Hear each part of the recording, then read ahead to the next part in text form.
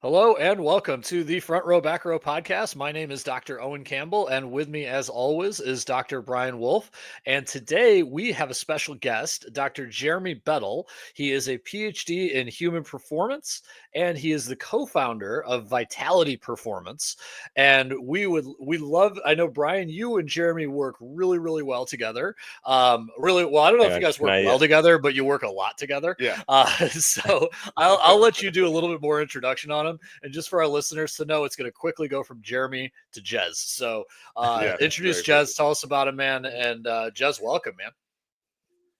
Owen, thank you. awesome. Hey, guys, can I just jump in and say it's Vitality Collective, not Vitality Performance? Oh, my Vitality fault. Collective. Good. He already messed it up. We had a Owen already messed it up. 2-minute conversation about it, and I Yeah. screwed the one thing I was supposed to do up. This is good. We're starting great. Jez, one that we Jez, to give you a quick concept from Owen too. For whatever reason, Owen can't do reads. It's like one of these hilarious. It's like become an ongoing hysterical thing. Yeah. To the point where we've just Yeah. ditched them all together. So any plug that gets on from Owen in general, like you can't have a reading from a script. He wrote it down. He still screws it up. It's just like amazing. I'm the So same. that's just there you go. Exactly. So Vitality Collective. Jez, obviously I've known you for a while now. Know Michelle, so it's always great to talk to you. And so yeah, this is fun because I think it's one of the things where obviously a lot of what we talk about is S&C work, but how Jez and I met was through New York City Football Club, right? And so from this perspective in pro sport, what I wanted to do today was just talk a lot about I think the biggest thing that I get from physical therapists in particular, and I bet that you get it too. I wonder how much more of it in the S&C world, but people always ask me like, one, how do I get into pro sports? People ask me all the time, right? And they don't like my answers. They don't like the answer of just be the best physical therapist ever, which is like not the answer. The answer is just like be fun, man. Be cool. Like if you're like I'd much rather pick a person that I know is a good physical therapist that I give a beer with than a better physical therapist than that person that sucks, right? So it's like people don't love that answer, but right, exactly. So I want to talk a little bit about like that stuff. Obviously, the integration of physical therapy, athletic training, and sports performance, and S&C, and all that stuff.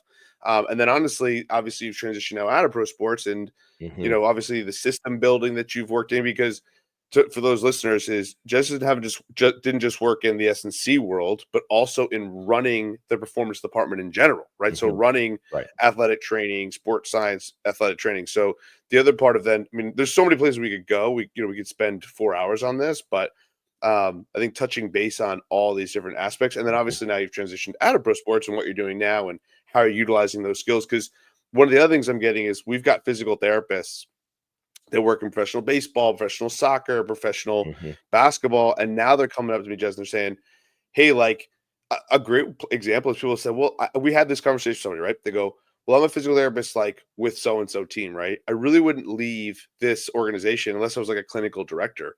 And they do not like my response, which is like, well, what makes you think you're qualified to be a clinical director of like a private practice? Like you've never done that before. So like all of a sudden you're going to transition to like a business. Like I'm not giving you the keys to that. That makes no sense. That's bad for me. Right. So then a lot of it is also like for anybody who's listening who might be in pro sports is like, here's the thought process behind how to transition and how to create more value and how to build and, use those skills or what pieces. So again, I know I've just dumped a ton of stuff that we're going to talk about. So let's, I'll help try to drive the bus to my vision of where I want to go today with this. So we'll take there. But for the first one is, kind of give us a background on your transition, from obviously getting your PhD in sports science and what you do and the differences of S&C in sports science and going right into pro sports. Yeah, man. Thanks for having me, both of you. For it's a real honor to be here. Well, initially, I came over from the UK to go to grad school, and that was 2003. I was supposed to be here for a year to do my master's, and that's 22 years ago now. So I'm at the halfway point in my life now in the States versus the UK. So, Nice. So yeah, got the PhD in human performance, and then really quickly got out into high performance sport because I didn't want to be an academic. So from there, sitting there in Tennessee, and I managed to get in touch with USA Rugby, and they had a big change process going on, and was fortunate to be able to meet with the new director of rugby, the strength staff, and all of their coaches, and came in and went with them for a year. Went to the World Cup in France in 2007. And working in S&C and sort of video analysis, you quickly find out that your athletes are injured all of the time. They're just not missing games, right? But they can't come in and do your perfect lift that you've planned, right? And so it's really important to understand, how do we effectively modify our training in order to keep the athlete moving forward and keep them prepared for the game, but without aggravating, maybe it's the shoulder injury that they've got.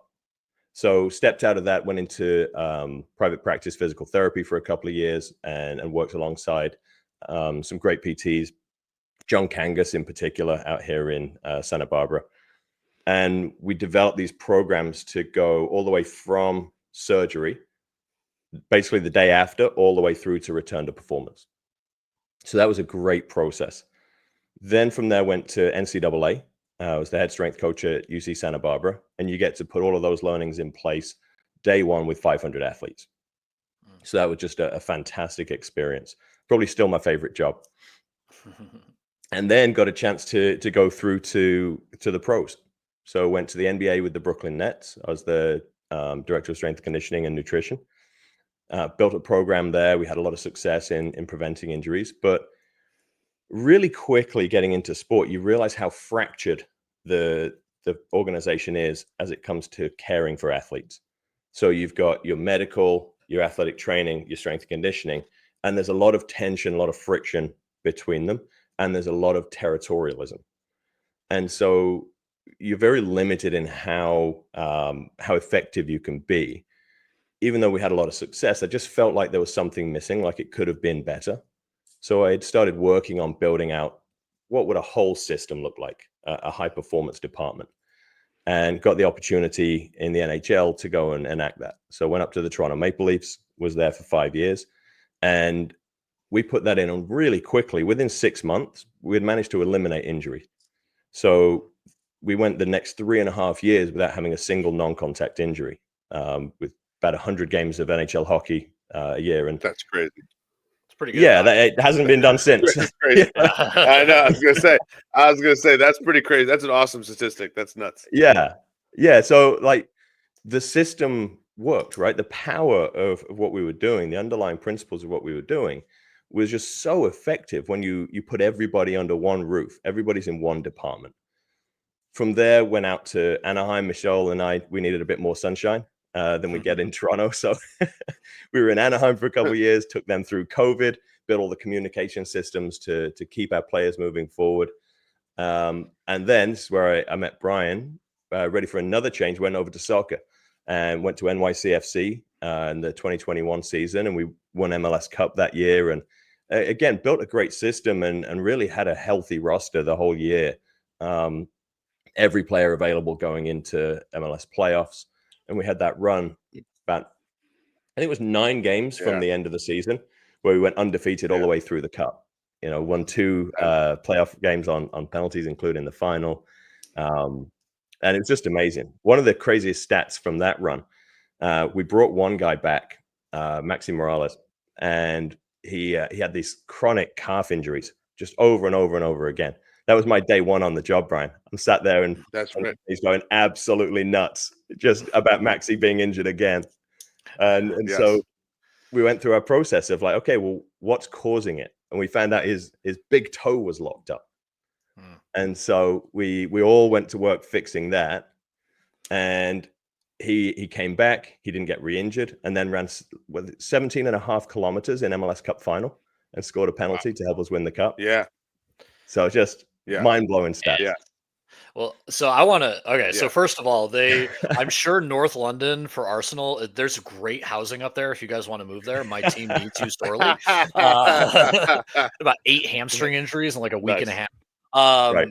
So I'm really interested in that, right? Because not to kind of the story is awesome in terms of like how you basically saw a problem that honestly, if you talk to anybody who's worked in sports, they would tell you, yeah, that's a huge problem. I was up here. We have it used to be Athletes Performance Exos, and I did some NFL draft stuff with them, and the PTs there who were their off-season PTs were saying about the in-season players, like not the draftees, but like the people who are playing for the Giants or the Jets or whatever, right? They say, my God, they yell at us from the team.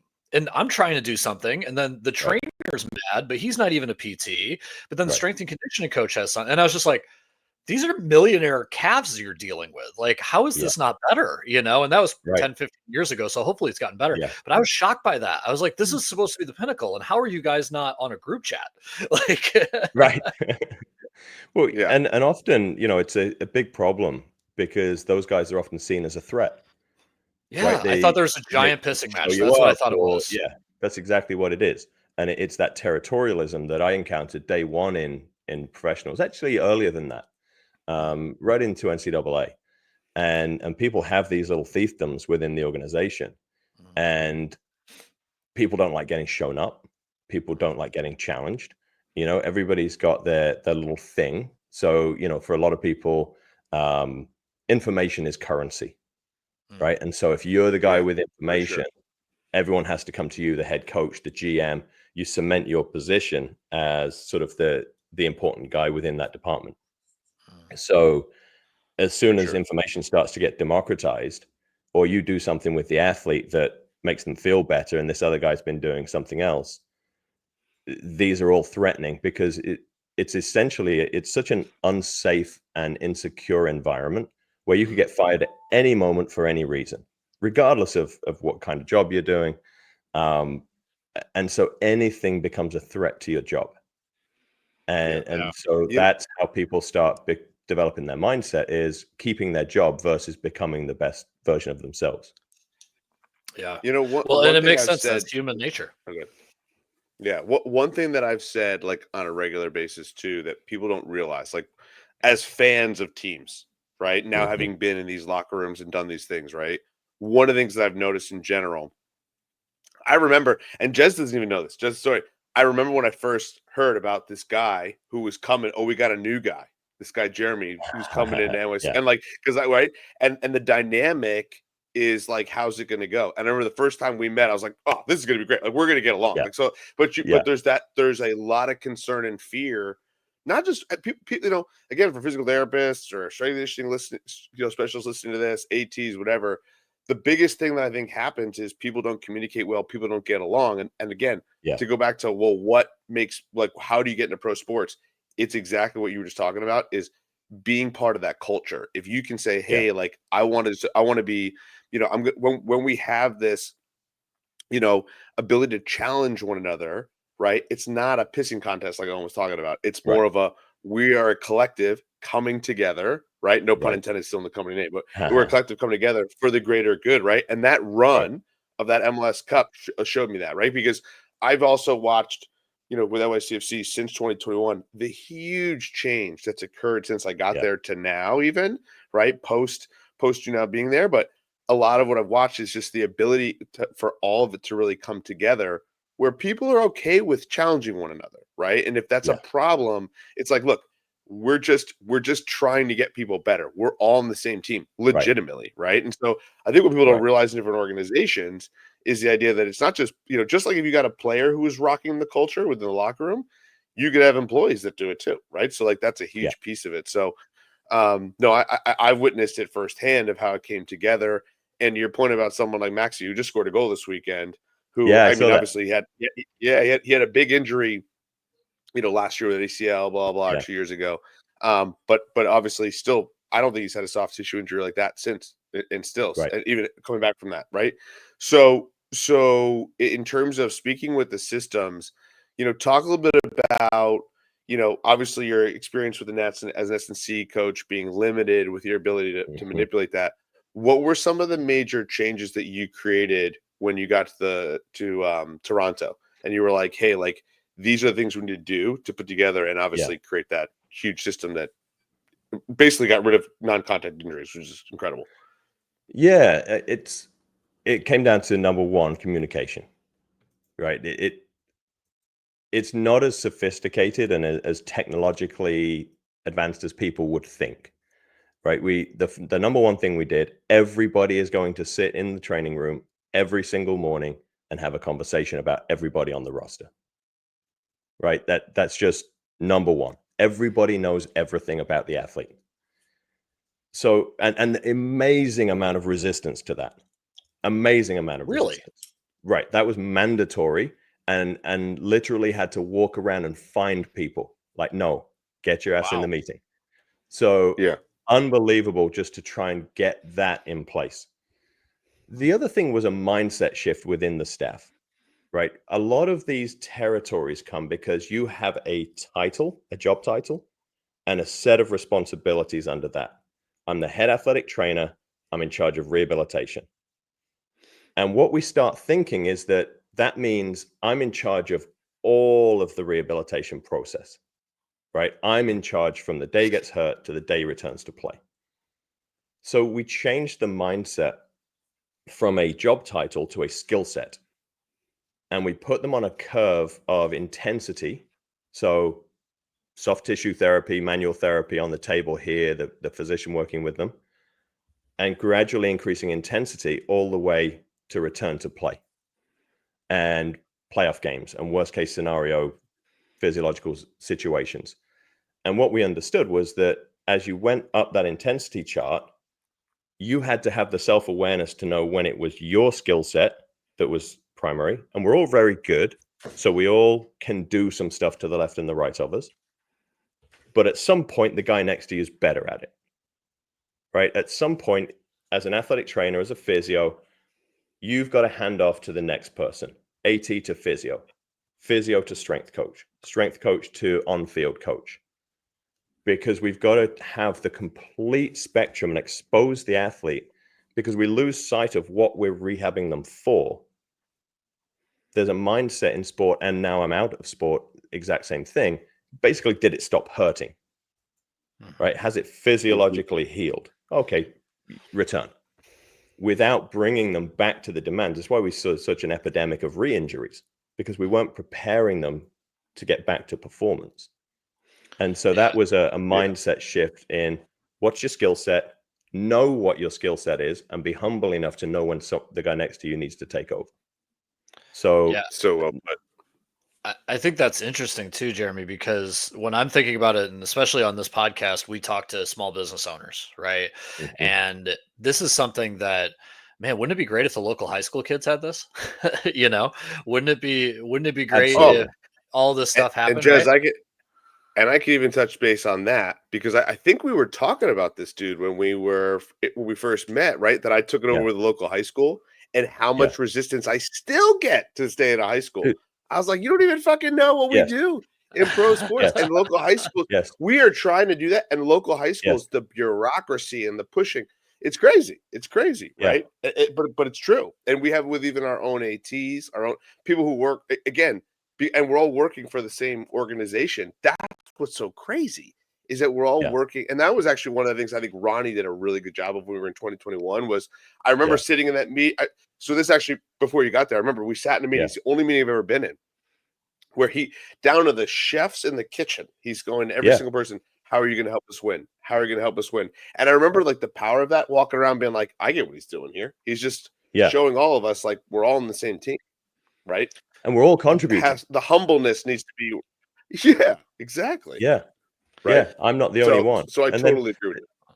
the next mindset comes around, we can prevent injuries, right? They're just labeled as this thing that happens in sport, and we rehab them. So when we got there, we sat down and we did this big project to build our rehab programs, right? Because that's what you do. Guys get hurt, you rehab them. And they were beautiful, great, systematic return to play, very objective. How do we move from one phase to the next? And we had all these return to play criteria. And the first one we were going to target was groin injuries. So we're sitting there, we're in the conference room, we've got all our charts up on the board, and we're talking about these return to play criteria. How do we know they're safe to return to play? And I'm sat there, I'm thinking, oh, hang on, how many of our healthy athletes could pass these return to play criteria? And that was a paradigm shifting moment for me. So when the guys came into camp, we tested them on all of these risk criteria that we knew were a risk of groin injury. About 50% of the squad couldn't pass the test. Yeah. So if they had been injured, we wouldn't have let them go back on the ice. But because they weren't, they were going to practice and play and train every minute. They wouldn't be on the table. They wouldn't be getting treatments. They wouldn't be doing all of this the stuff that we would be doing with an injured athlete, but they were ticking time bombs. So what that allowed us to do was essentially move the rehab program from after the injury to before the injury.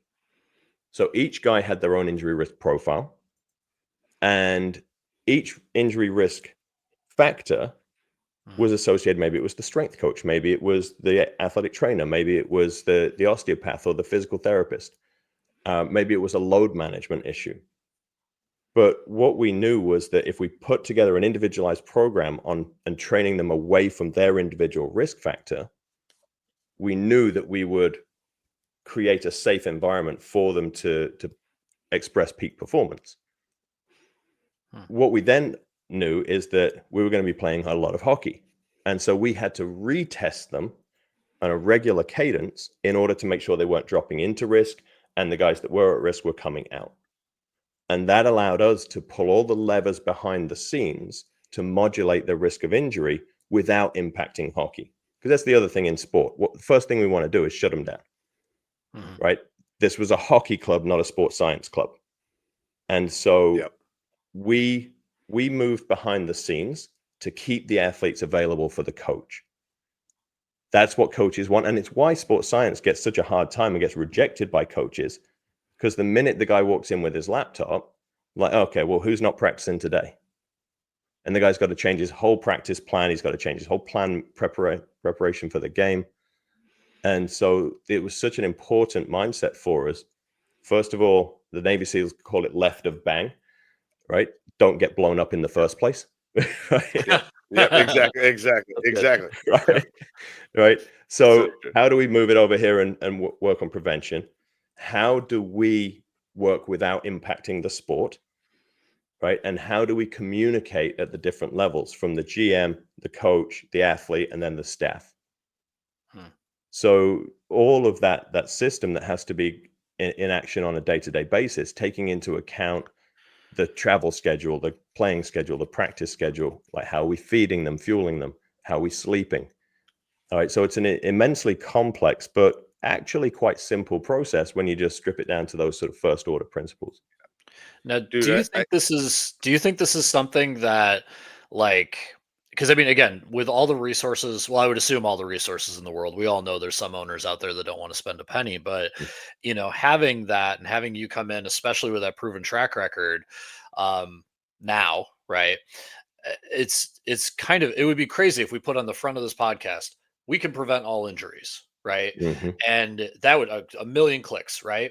But the reality is that there's a lot of resources in those sports teams. So I guess my question to you, for a listener trying to build out a business now, is like, how do I recreate that? Right? Yeah.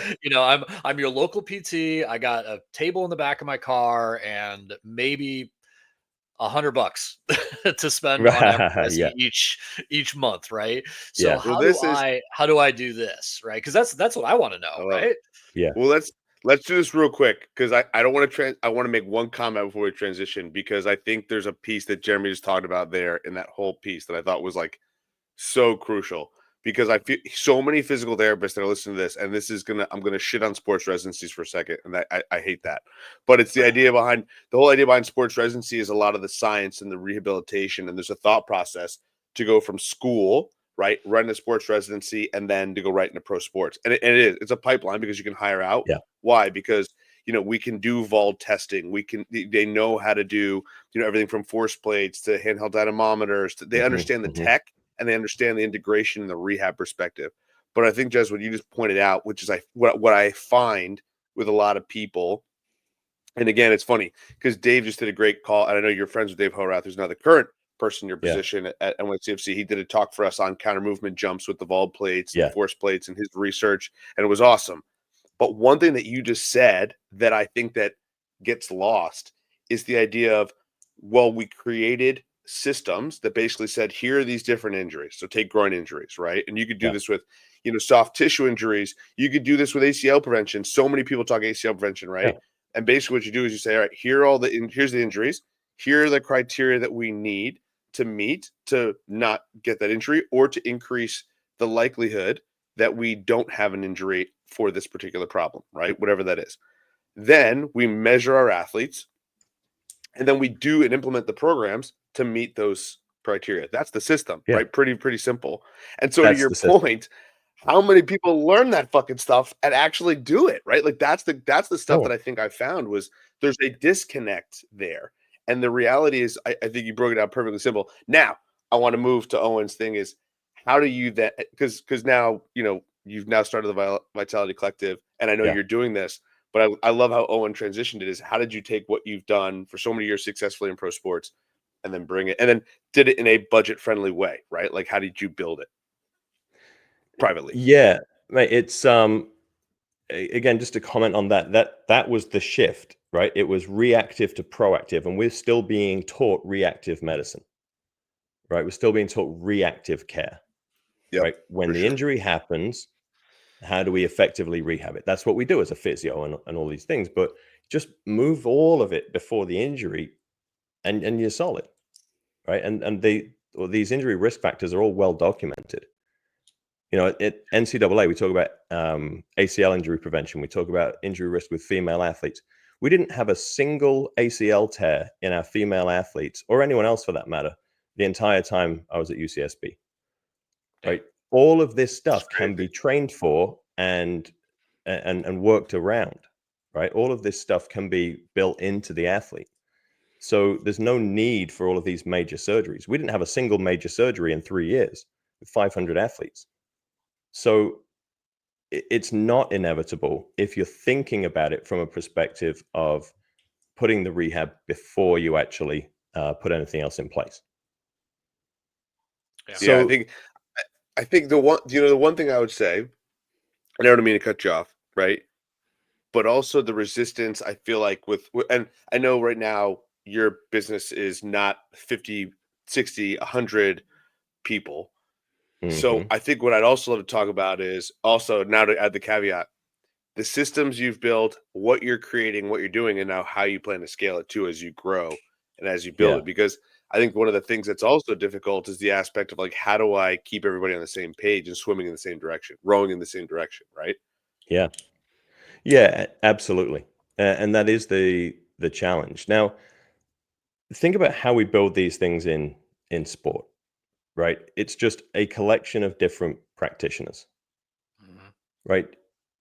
If as a PT you don't know a great local trainer or a great local strength coach or a great local massage therapist, a great local physician, right? You can build your team, right? You just have to create relationships and have Yep. a group who are like-minded.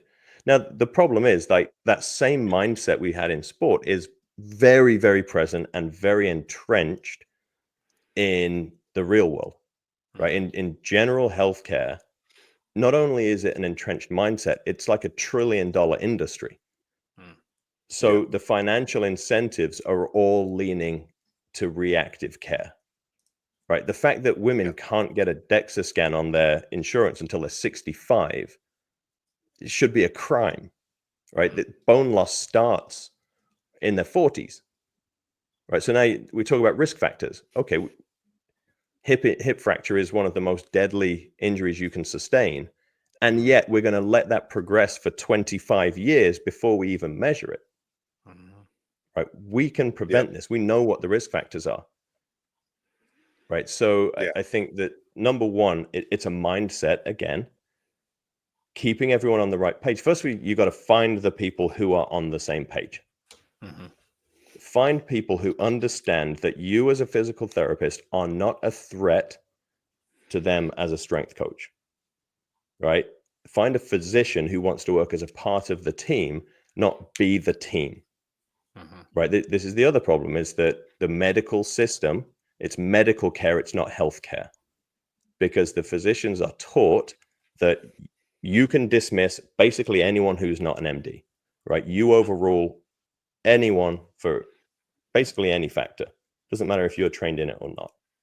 Mhm. So you've got to find the people who fit a system. And when you do, you create a system around that group of communication. A little more tricky when you're not all in the same training room, Mhm. but you just Yeah. have to build that referral system. and find a way to monetize it, right? So that's challenge, because if you know that when it is your job and when it's not your job, right? A lot of the people that come to you, it's not your time to work with them, to be optimal. Yeah. So how do you create a system where, you take people in and then refer them straight out? You never get paid for that. That's great. Yeah. You've got the person at the center, but now you've got to eat, right? This isn't everybody's getting paid and we're just referring people around. So I think we have to resist that impulse to, okay, well, I get paid for this segment, I'll keep them as long as possible, right? Sure. Because we aren't all I am not a physical therapist, right? It is a disservice to that person if they are not seeing the physical therapist. Yeah. Well, And and so it's that same principle. And I think so. I'm thinking about this, right? And I'm trying to game plan it because I'm at a different stage that Brian is, right? And that's kind of with our podcast, that's always kind of the back and forth is he's got 5 clinics. I just started out of the back of my car, right? Mhm. And I'm thinking, okay, I'm very much in that like you got to pay the bills standpoint that you were Yeah. just talking about, right? But I'm thinking, man, I could even do something like this, and I'm starting to do it with golfers where we work with swing coaches, right? Right. And you aren't as intense in strength and conditioning in golf as you might be in soccer or hockey, but it's still there. A lot of the really, Yeah. big golfer or very avid golfers want this. And yeah, it does kind of suck. You have to say, look, I can't fix this because I'm not the best one at it. Yeah. This guy can. But you do eventually get really good traction because they'll send you back people and it'll Yes. eventually become what we talk a lot about referral networks. And then I'm thinking, Yes. Brian, this would be something that more on your scale where you could put all this in house, right? Where you could say, like, okay, we hire a strength and conditioning PhD who runs our program for this. And every morning we all show up at 8:05 and we sit in the conference room and Right. talk about our patients for the day. So Exactly. it's not an unachievable goal, but you're right, man. The incentives are completely. I'm sitting there. I'm like, yeah, I'd love to do this, but I could also get 3 Yeah. more sessions out of them if I am also the massage therapist. Well, You Right. know, and that's Correct. something, Yeah. and that's something I was going to touch on with when Jess said that, because I think one of the things that also is a huge piece when you're creating the referral systems is having that great communication.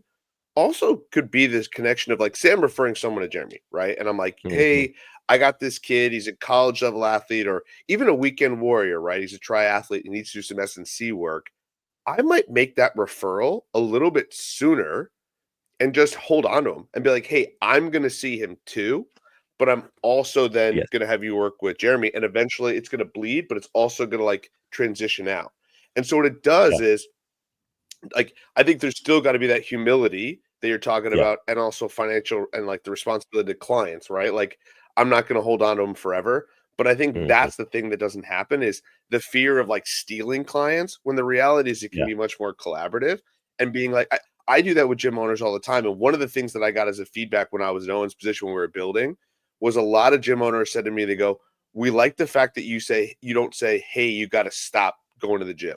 Because I'm like, well, for like, Exactly. and again, like, and all it comes down to is evaluating each person individually, right? Like, Yes. I had an athlete who had a mobility problem. I was like, just because you have mobility problems that set you up for injury doesn't mean that you have to stop going to the gym. In fact, you shouldn't stop. Right. You should keep working out with them.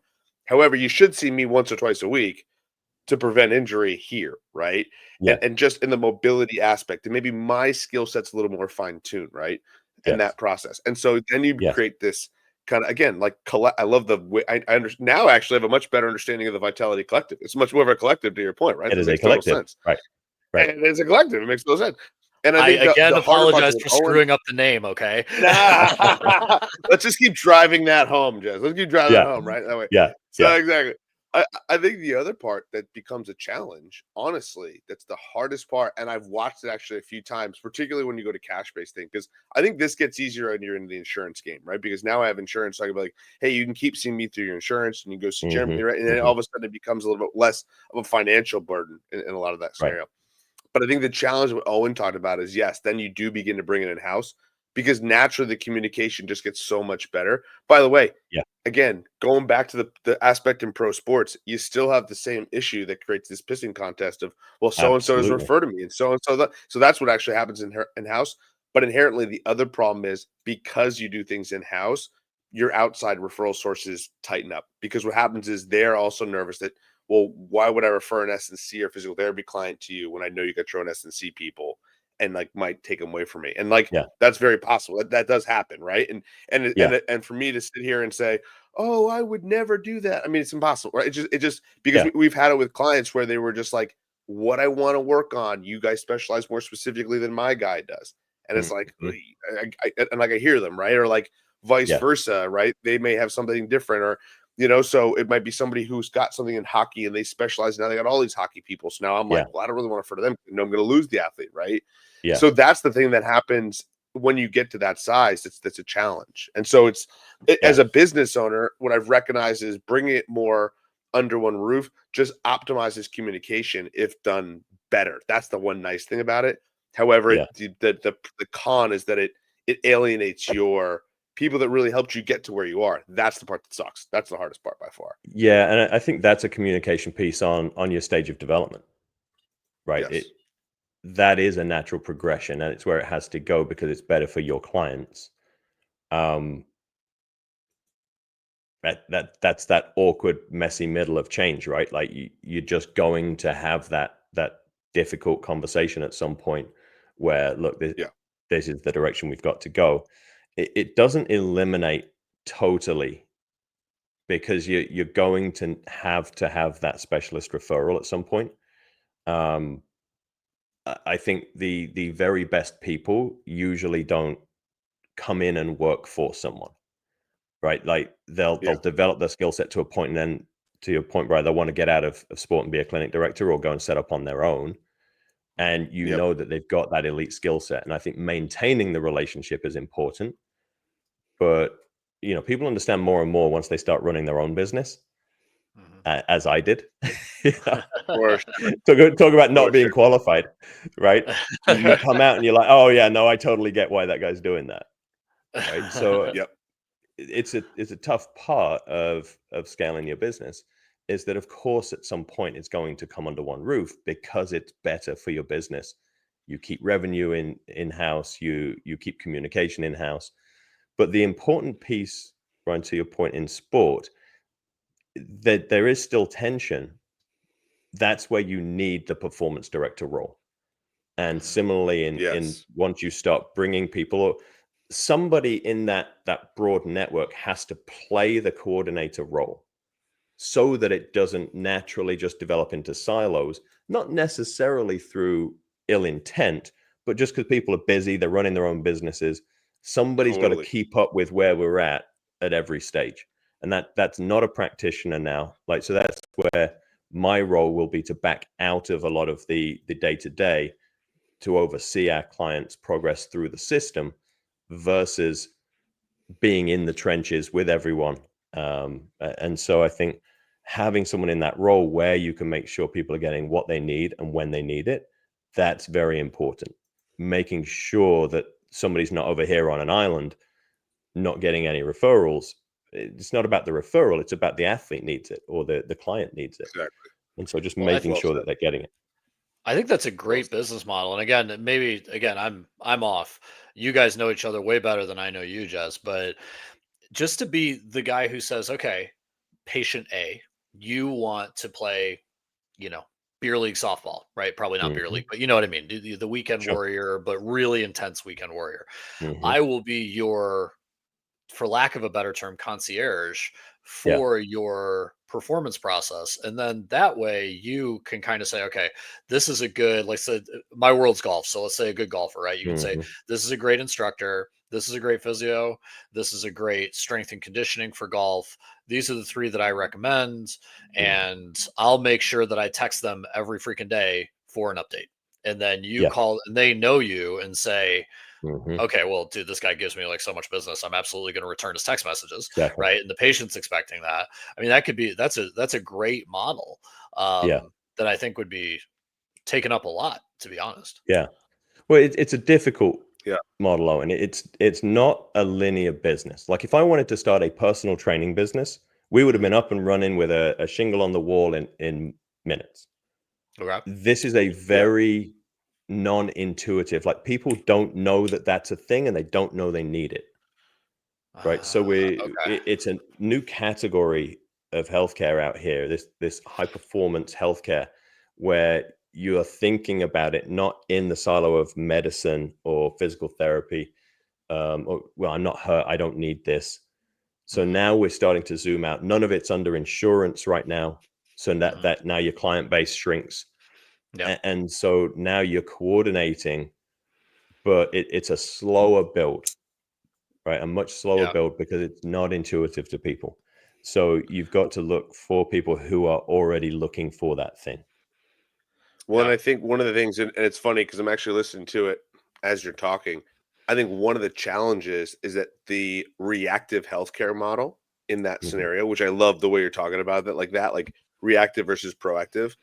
The reactive healthcare model, the person who's the performance director in that scenario is the patient, right? In theory. Correct. In theory, I'm Correct. the patient saying, "Hey, I think I need S&C work. Hey, I think I need, I need physical therapy, or maybe I need to see a chiropractor." Maybe right. They're just trying to figure it out. And what's crazy in that scenario, at this reactive, is they most of what happens is I go to see a physician and they tell me what I need, and that's Yeah. the dynamic, right? Where in Yeah. reality, like you and I both know this, I've seen it in professional sports where you know there's different ways that people are in that system from an orthopedic. And Yeah. again, this is not me talking shit. It's just the reality of what happens is Right. a lot of physicians may not necessarily get the right order of operations, right? Or maybe aren't Correct. equipped to do that. And so the aspect of I love the idea of like, hey, I go to this place to go see Yeah. them because I know that they're going to tell me exactly what I need to do, and I'm going to have a bunch of different systems that are all in place that are all more importantly going to communicate with one another because Yeah. that's every physical therapist has treated the client, right? And I'm sure all you guys have done this as well. That's treated the client that's come in and been like, "Hey, let's get the massage therapist involved. Let's get we'll do some S&C stuff. I'll do this. We'll get everybody." And then your first reaction is probably like, "Oh, fuck," because now I got to like juggle a bunch of people I don't Yeah. know, right? Yeah. And now I got to figure out my scenario. And I think the first reality of a mentality you need to set if you're in that thought process is all right. Take a step back. This is what this client wants to do, and then I'll say to him, I'll go, "No problem. Let's get him involved. But let me know who you're seeing so I can talk with them so that way we can make sure this all flows Correct. properly. We're all in a right, you know, Yeah. lane, if you will. And not even the lanes can't bleed, but that we're all making sure that we're not being counterintuitive to one another, that we're all making sure they're Right. working together. And I've heard so many people they get nervous in that scenario and bail, right? Which Mhm. is not a good teammate. Or people get in that scenario and they try and like muscle everybody out. To your point about like, well, I do this better Right. than you, and blah blah blah. When in Right. reality, it's got to be checking egos and bringing it all together, right? Yeah. That's the challenge in a lot of these scenarios, Yeah. whether they're in Well, house or not. Quite frankly, yeah, and seeing the value of the other practitioners. You know, a lot of yes, clients we've sort of had to spend the first year really unwinding a lot of this medical approach, right? Guy that's had a hamstring injury for 8 months, right? And it's just not getting better. So he's had this injection and that injection. He's getting this massage, and it's all modality based. Like, dude, save your money and do some hamstring curls, right? If we yeah, get that thing exactly. strong, Some and which is vertical, what we did, we just got him strong, and all of that went away, and he's back heli skiing. He's in his 70s, yes, it's awesome. right? It's knowing, it's purposeful training, right? We are training towards a goal. We're not just working out.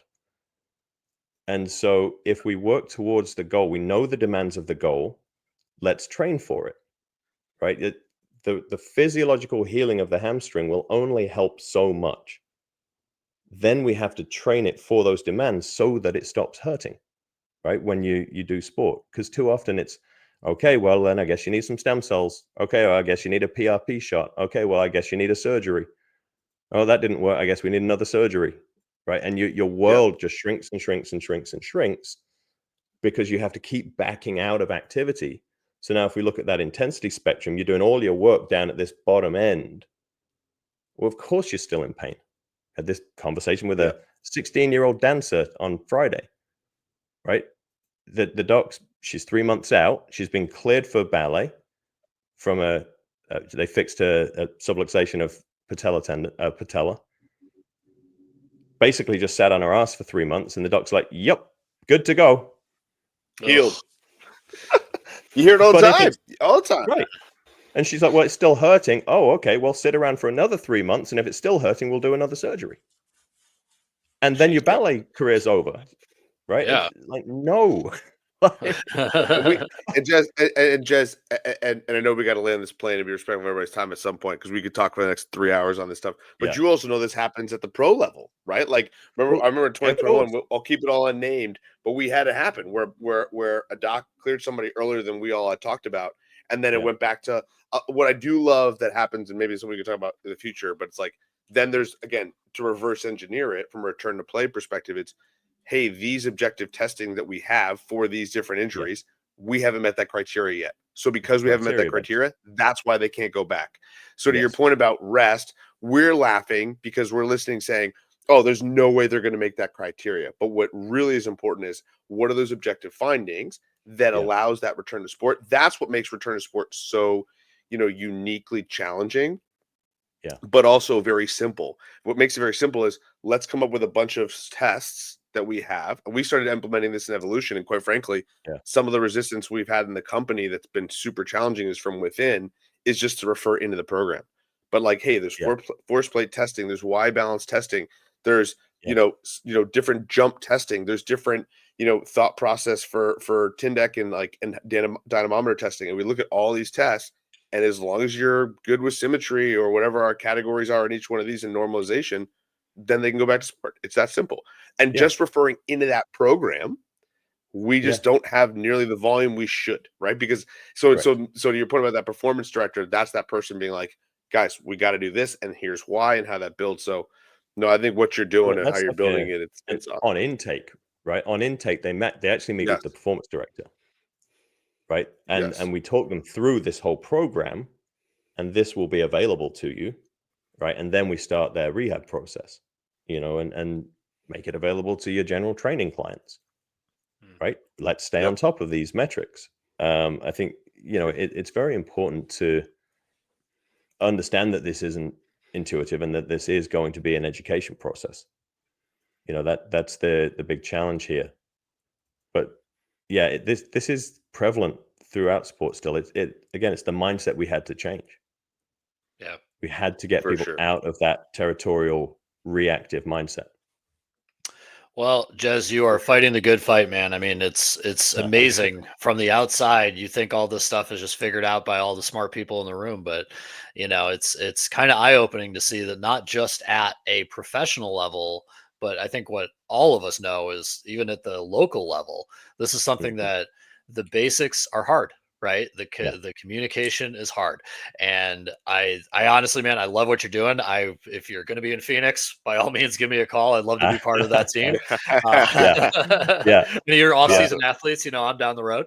But yeah, man, no, I've had a great time chatting with you. I know Brian has as well. And thanks for coming on. Oh, thank you. And I want to challenge you on one thing, Owen. They're not the basics. They're not the basics. They're the most important things you can possibly do for your health and longevity. And we call them the basics. And people are like, oh, well, let's move past those then. They're just basics.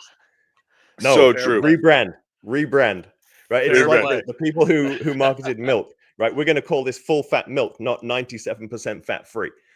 Right? Yeah, exactly. Do these essential components of your health, and you will be fine. Don't worry about these little 1%ers that are up at the top. There you go. All right, Jess. So where can people find you before we cut out? It's Vitality Collective. Yeah, Instagram is Vitality Collective Performance. So you're almost there, Ron. Oh. There you go. Now he finds out. We threw him the bone there at the end. We have the Vitality Collective podcast, where we interview a lot of my network from professional sport. So that's been great deep dives into all of these real essentials of vitality. We're on LinkedIn at Vitality Collective, and our website is www.vitality-collective.com. /performance. No, I'm just kidding. All right. We'll put those all in the show notes too. Yeah, Minus the we will. performance. Legend. Oh, how to know correctly. All right, man. Well, thank you so much. We are out. All right. Thanks, man. guys. All right. See ya.